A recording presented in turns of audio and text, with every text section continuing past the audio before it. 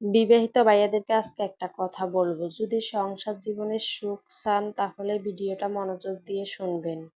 আমি আমার দিক থেকে যেটা ভালো মনে করি সেটাই বলছি।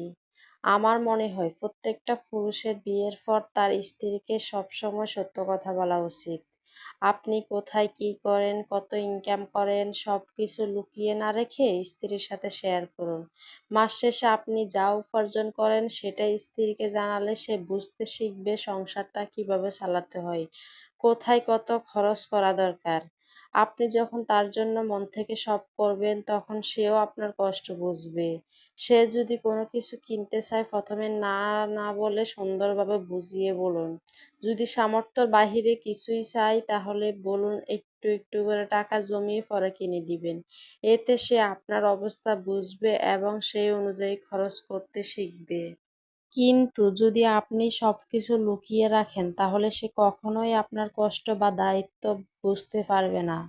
তখন তার মনে হবে অন্যদের জন্য করতে পারলে তার জন্য সবসময় করতে হবে। আর এতে ভুল বোঝাবুঝি বাড়তে পারে, কারণ সে তো জানে না আপনার ইনকাম কেমন, আপনি কেমন, কিভাবে কি করেন, কিভাবে সংসারটা চালান, সে তো এগুলো বুঝতে চেষ্টা করবে না। এগুলো শুধু আমার নিজের অভিজ্ঞতা আর ভাবনা থেকে আপনাদের সাথে শেয়ার করলাম। কেমন হয়েছে জানাবেন। ভিডিওটি ভালো লাগলে প্রিয় মানুষদের কাছে শেয়ার করে দিবেন। আল্লাহ হাফেজ।